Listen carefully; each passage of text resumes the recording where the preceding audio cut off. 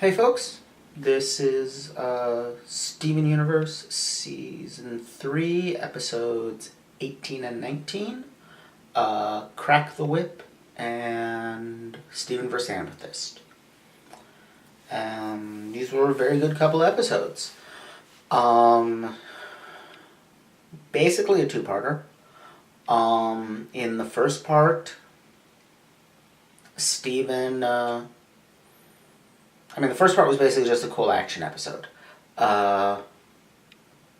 We got some fun scenes of Connie, Steven, and Amethyst just hanging out and having fun. And then Jasper shows up with those monster creature things, which I guess now we know what she wanted with them. And we get the serious awesome of Stevani with the sword and the shield riding Lion into battle. That was awesome.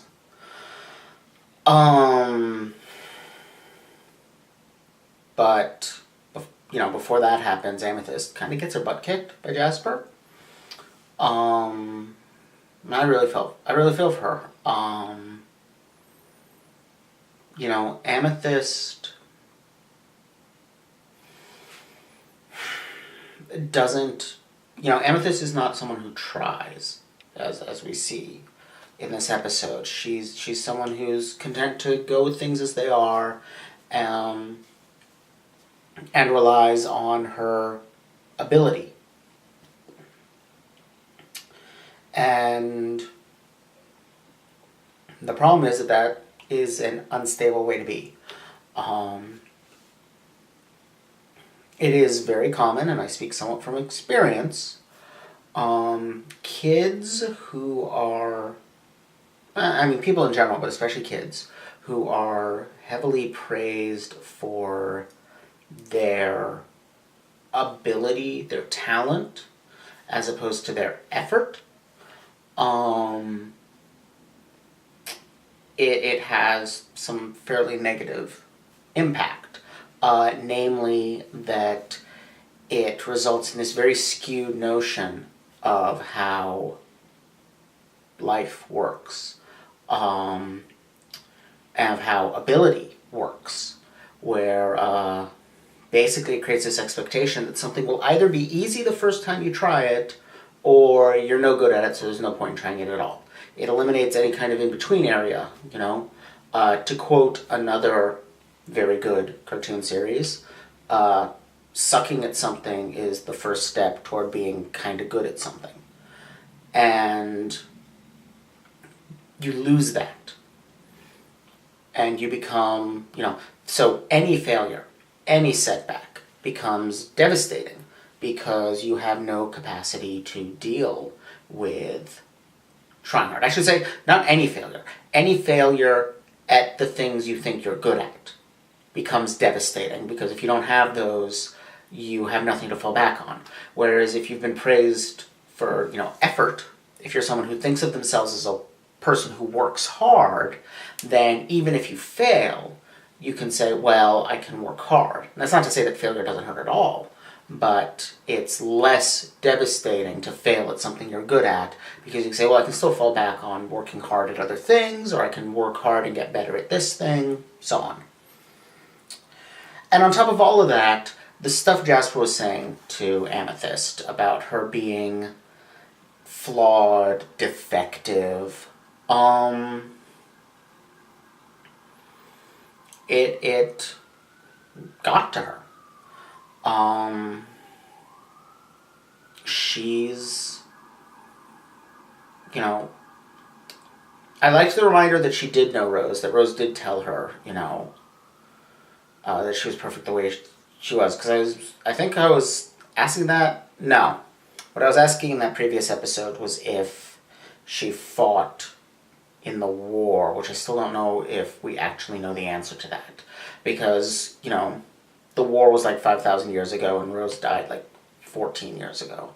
So Amethyst could very easily have been born after the war and known Rose. So that doesn't really answer that. But anyway, Rose in Greg the Babysitter expressed like the exact opposite view, that to her, like, what was amazing was was not the what you're born with, but the ability to grow, to work hard and become something else. And that's what Amethyst kind of has always struggled with. Like, she's very good at transforming into other things, but she's not so good at transforming who she is, if that makes any sense. She's not, like, we've seen signs of growth and learning in Garnet and Pearl. Especially Pearl. We've, like, Mr. Greg is a huge episode for that. With Garnet, it's been a little subtler, but we've seen things like her, future vision. That was an episode where she kind of learned somewhat. And she's kind of, as the series has gone on, she's slotted more and more into, from the position of being like the de facto leader to just being straight up the leader. I think that shift happened somewhere around the end of the first season. We've also seen some growth in terms of the relationship between Ruby and Sapphire. Though she's still got some work to do there, as we saw in Hit the Diamond. All of that said, Amethyst hasn't really changed over the course of the series. Or if she has, it's been very little. She hasn't really learned or grown. And that's what's hurting her in the fight with Jasper. She still thinks of herself as the same being that came out of the kindergarten, and she thinks of that being as broken. And Jasper reminds her of this. So, yeah, she's really quite upset by her defeat. We've also got now a third outfit for Amethyst. It looks pretty similar to her first one, actually, if I'm remembering it right. But it's a nice look. They seem to be unable to decide whether they wanted to be all purples or to have some white in there. So yeah, that was Crack the Whip. Leads into, and worth noting, like, it took everything Garnet had to beat Jasper. And now Stevonnie and Lion can do it. That really is a measure of how far they've come.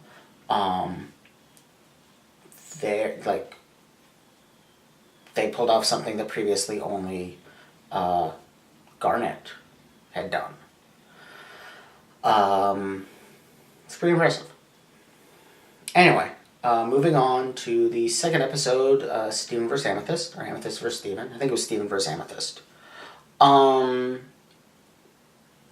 This got more into, this also had pretty good action sequence. The fight between them was really cool. Oh my god, the thing where Steven created spikes out of his shield was awesome. I have a feeling if they ever fuse, I know what their weapon's going to be. It's a little hard to figure out if Steven fused with the other gems what the weapons would be, because, like, most of them don't really combine well with a shield. I guess with Pearl, like, some sort of bladed something, like a spinning bladed, maybe, but like with that spiked ball thing, okay, now we know what his weapon would be, or what their weapon would be if he combined with Amethyst, whip plus spiked ball and chain. Heck, they could even pull that move without fusing in some kind of future battle. Regardless, the important stuff going on here is with Amethyst's character and her feelings about being the worst crystal gem, which is both an interesting way to phrase it, because it really is very much equating her fighting ability to her worth, and as Steven reacts very negatively, it's very hurtful to him because it's saying that he was the worst crystal gem, and now that he's better than Amethyst, she is. It's a very kind of one-dimensional way of looking at these people, and limiting. So they have that absolutely beautiful scene of trying to reassure each other, saying, no, you're not the worst, I'm the worst. And then they have that fight sequence, and I like that it's completely inconclusive. Because there are few questions in fiction more annoying than who would win in a fight between. Because no one actually cares who would win in a fight between, because the question makes no sense. It presupposes things that just aren't reasonable. Namely, that things happen in fiction according to some set of rules by which it is possible to predict the outcome of something like a fight, where in actuality, there are sort of rules to fiction, they're narrative rules, which is to say, who wins the fight is not determined by the abilities of the people going into the fight, but rather the abilities of the people going into the fight is determined by who the author wants to win the fight. And that's true whether it's originally created characters or people arguing over who would win between. Their estimation of the relative abilities of the characters will always be based on who they want to win the fight. So it's an inherently pointless question. And as a result, two characters fight for no reason is both a very popular thing in certain media and a very uninteresting thing. Basically, at best, it can provide some visual spectacle, but usually it doesn't produce any kind of interesting, actual story. Here it can, but that's because the fight is an expression of how much the two of them have in common and of their feelings of inadequacy. Because, like Steve points out at the end, they are both quote-unquote supposed to be someone they're not, and Jasper takes every opportunity to remind them of it. We didn't see Steven react emotionally to Jasper calling him Rose in this episode. In past appearances, particularly in her first appearance, we did see how Jasper calling Steven Rose, a little bit we saw how it affected him. And it's a reminder that he's not her. And it recalls the extended version in the opening, where he says that he fights to become the person everybody wants him to be, which is basically Rose Quartz.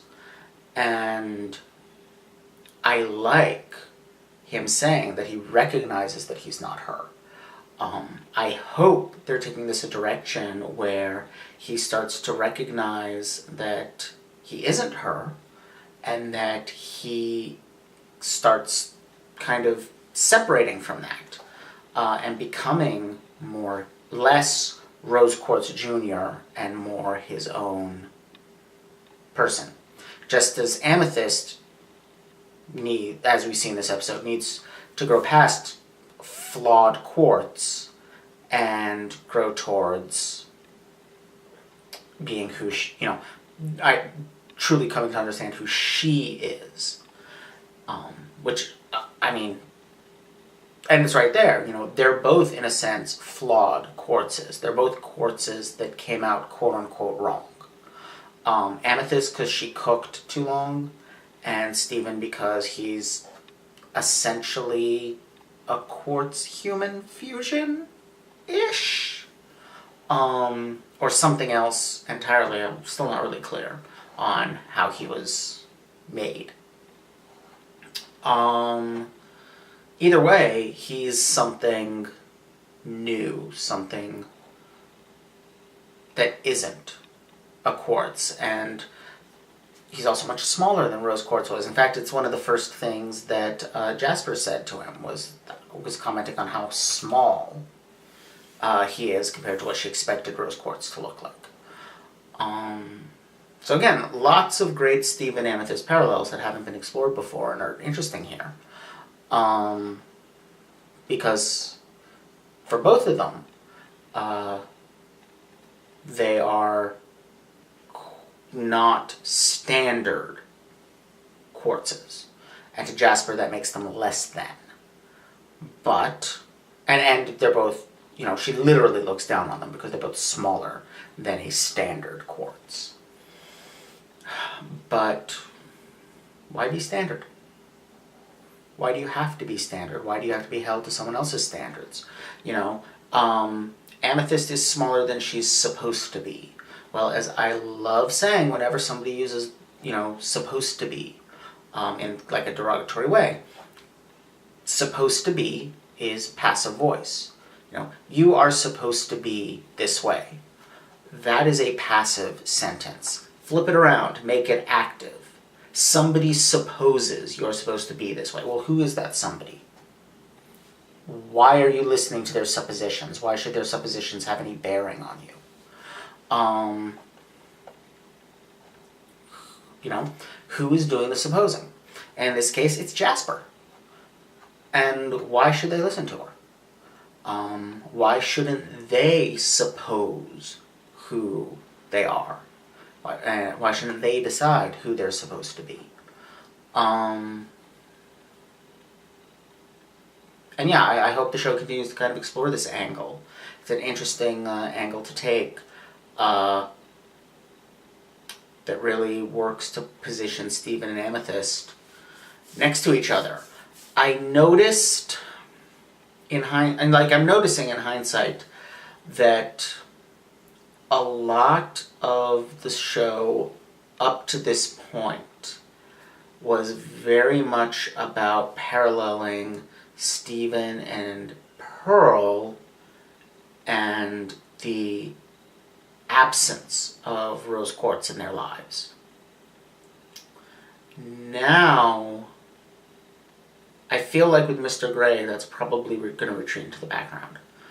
And I think now maybe we're shifting into a new phase of Steven and Amethyst brought together because they both are small, quote-unquote flawed quartzes that need to grow and discover what they're really capable of and who they really are.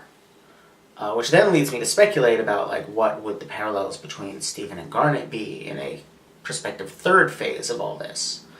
And I'm guessing probably something to do with the bit from Lion 3 where Rose says that whenever Steven loves himself, that's her loving him. And tying that to, you know, the line in Stronger Than You where Garnet declares that she's made of love. That they are both a combination of two essences that is greater than the sum of their parts and is basically defined by love, because one of the fascinating things to me about Steven is the degree to which he is just full of love in so many different senses. He is someone who turns enemies into friends. He is someone who protects, someone who heals, someone who loves everyone. And that's really kind of special. And I think I could see that being the parallels between him and Garnet. But who knows? Who knows if that's the way they're going? It's an interesting thing to think about, but really just gotta sit and watch the show and see where it goes, which I'm very much enjoying doing so far, and see no reason to think that I won't be for quite some time. The only thing I'm kind of about is that I feel like it's a long time since we've seen Lapis and Peridot. It would be cool if they came back for a bit. But I suspect that as we get near the end of the season, they probably will. Which I think I'm around the halfway point now, aren't I? Cool. Maybe further. I don't know if this season is short. Because the first season was very long, but I think the second season was a lot shorter. Regardless, show's going great. I'm really enjoying it. And I'll see you all next time. Bye!